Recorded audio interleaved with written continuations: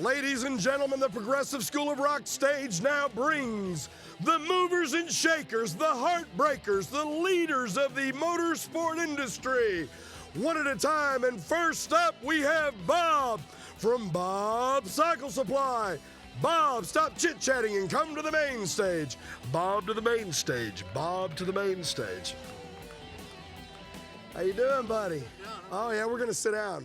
I'm too old. I'm not young like you anymore. Bob, how are you? Doing good, thank you. Hey. Very good. Hey, Bob, I just want to real quick, we're just going to run through. It's always good. We hear about people all the time.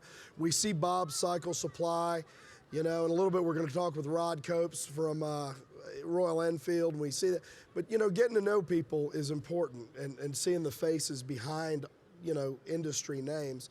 So tell me, first of all, I'm really curious. Tell me about Bob Cycle Supply. What is it that you're really focused on doing with that?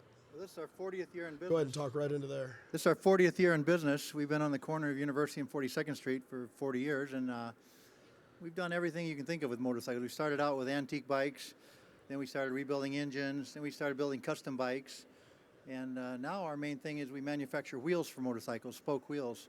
Okay. We probably manufacture over 5,000 different styles of spoke wheels for not just Harleys, but Harleys, custom bikes, almost anything. Wow, okay. And how did you get into the motorcycle industry? Were you raised in a family in it? Where'd that passion start for you? Actually, I wasn't raised in a family of motorcycles, but I always wanted a motorcycle, always. And when I was probably about 16 or 17, I wanted to be in a rock band, and I was learning to play the guitar. It was kind of like I was either going to go into motorcycles or music. Yeah. And when I got my first motorcycle, it was motorcycles. It was just motorcycles. Then you felt like a rock star, right? Yeah. What was that first bike? The first one was a Kawasaki Avenger. Oh, wow, okay. A two-stroke. I don't even think they make two-strokes anymore. Oh, man, I don't think they make many of them. No. I used to ride it around and think, who would want to ride a Harley? They're so slow. Yeah. Then my two-stroke bike was a screamer. Oh, torque monster. Then I got a Harley, and it wouldn't go over probably 60 miles an hour. 50 years ago, and now I'm kind of hooked on them. Yeah, I guess so. Now, you really have gravitated. You here at the show have a bunch of nice bikes. You've got the Vincent here that Vincent. I saw. Tell me about that bike. I always wanted a Vincent, and people used to bring him in my shop about 40 years ago, and they'd say, "Oh, how much you want for that Vincent?" They'd say $5,000. I said, "Oh, I can't pay $5,000 for a Vincent. You'll never get $5,000 for an English bike." Right. And then I waited a couple of years, and I'm going to buy a Vincent. And then they wanted $10,000. Yeah. And then I waited another couple of years, and they wanted $20,000. Now I don't even want to tell you what Vincents are selling for, but I decided I'd better get one no matter what it costs, because they're never going to get any cheaper. Yeah. And so you got one. What model is that? That's a Series B Rapide. It's just like a Black Shadow, maybe one step down. But they still would go like 150 miles an hour back in 1947. Yeah, those were the bike. Amazing thing is they got 4 brakes. People don't see that. You got 2 drum brakes on the front end and 2 drum brakes on the rear end. And there's a reason they needed 4 brakes to stop. They were speed demons, back in the day. Yeah. Now, do you know a guy in Tennessee named Glenn Bewley? Yeah, the name's familiar. Yeah, he all he does is Vincent's. He restores Vincent's over there. He's a friend of mine. I used to live in Atlanta, but man, I tell you, I've gone up to his shop and looked at it, and I said, well, do you have anything? He says, I know what you're going to ask. You have a cheap Vincent. Oh, yeah, a basket case or something. He said, there's no such thing as a basket Vincent Oh, anymore. no, there isn't. No. There isn't. Well, when we were loading the bikes up on the trailer to bring them down here the day, people were driving down University where our shop is, and they were just stopping and seeing all the knuckleheads. They were turning around and pulling in, and one guy came in, he says, you don't know where I can get an engine for a Henderson, do you? And I've got a couple Henderson motorcycles, 4-cylinder Henderson. Yeah. They made them from 1912 to 1931. And I said, yeah, what do you want to pay? If I run across one, I'll give you a call. And he says, $500. Shit. And so some people still think they're going to find a $100,000 motorcycle for $500. They've been watching American Pickers too much, haven't they? Yeah, they've ruined it. I don't think they find them for $500. I don't think they do either. So. I found Harleys for $200 before in barns. Yeah. Guy goes up, and I say, what do you want for that bike? He says, 2. I says, 2 what? He says, 200. Yeah. Like 40 years ago. Oh yeah, they're getting those fines are harder becoming now. Well, harder eBay, to find. Yeah, eBay. Bike, yeah. They're buying it to resell it now. Yeah, well, and we're competing against an international market now. Yeah. So through Bob Cycle Supply, you're building wheels. Yep. You're selling the wheels. Yes. And you're investing. It sounds like pretty heavily in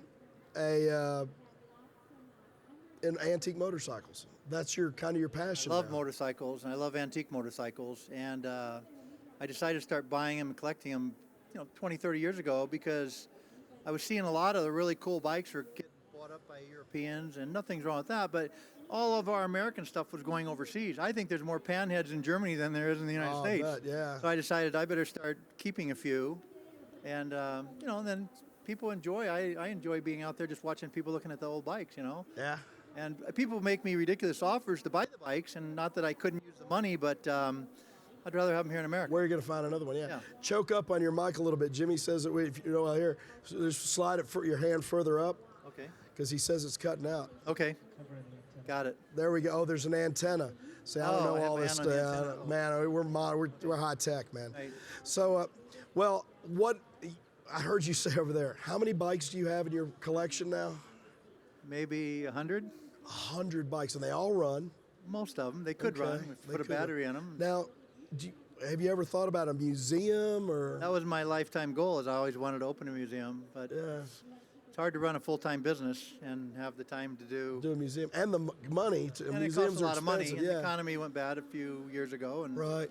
you know. So, man, I I tell bought you. all the bikes when they were fairly cheap, but back then they were just old bikes and people didn't want them. It's kind of like buying old cars from the '60s. In the '60s, nobody Yeah. wanted them. They said, "I don't want that old car. I want something with an automatic transmission." Oh yeah, my dad had a '57 T-Bird. Oh. And my mom didn't like it because the steering wheel was Right. too big and it was upright. And That's funny. she didn't like it. Right. So he said the deal of his life, he thought. He went and traded at 57 T-Bird on a brand new 1965 four-door Thunderbird. Right, there you go. It was brown. Right. And he said, man, I got a good deal on that. And boy, he regrets that deal ever since. Yeah, nobody wanted a Nobody wanted 57 them. T-Bird. Yeah. People so- just come in my shop all the time. Say, "I got this old knucklehead. It leaks oil. It smokes. It doesn't do over 80 miles an hour. Can I trade it in towards a shovel head?" Yeah. And I said, "Sure." They weren't worth anything then. I remember buying knuckleheads, $500-600. Yep. But not today. Oh, I remember riding that first bike. I had a panhead, and Right. man, all my buddies laughed at Right. me, Oh, yeah. because they, and then because they had shovels, Right, because shovels. those were Couldn't great. keep up. Yeah, I couldn't keep Couldn't up. keep up. Then they got Evos. Right. and- Then they got Evos. The shovel heads couldn't keep up. That's right. The good thing when they got Evos was all the guys with the pans and knuckles, and they were blowing their motors trying to ride with the guys with the Evos. I got lots of parts. Right. I remember getting lots of good parts. Yeah. So, well, what's next for you? Before we let you go, what's next for Bob Cycle Supply and for your old bikes? What are you thinking about next? Well, I'd love to have a museum. I had the opportunity a year or two ago, and I might have another opportunity. A friend of mine had a big building he wanted to rent on Main Street in Mesa, and I waited a day or two too long to give him an answer, and he rented it. But he said, "You know what? If they move out, it's your building for next to nothing." Okay. So we might put our collection or our antique bikes over there. So we might have an antique motorcycle museum here in the area pretty Could soon. be. Could happen. Yeah. Oh man, that would We'll be see. really sweet. Yeah. Now, if folks want to know about Bob Cycle Supply, website, social media, how can folks get up with you? Well, we're not too high tech, but Okay. we just had somebody make a Facebook page for us about a week ago. Okay. Bob Cycle Supply, and then we have a website. We haven't updated it in years, and I've got a guy working on a new website. Okay. So we're hoping to get up to speed, but everybody in my business is like older, Yeah. 50, 60, 70. So the young people are all doing all the social media stuff. I hear you, man. So I have a hard time So just- you can go to Facebook now, Bob Cycle Supply. There might be a couple of them because Yeah. Bob's So used cycles, Bob's Yeah. cycle parts, Bob's, you know. so find Bob Cycle Supply, and you can always go to your webpage, which will be getting updated. Bob Cycle Well, Supply. we have bobcyclesupply.co right now. Okay. It hasn't been updated in years. All right, but it's gonna be. Yeah, it's going to be. It's going to be because you're going to want to advertise a new motorcycle Yeah, museum on there you go. I'm excited Sure. about that. Okay, so, cool.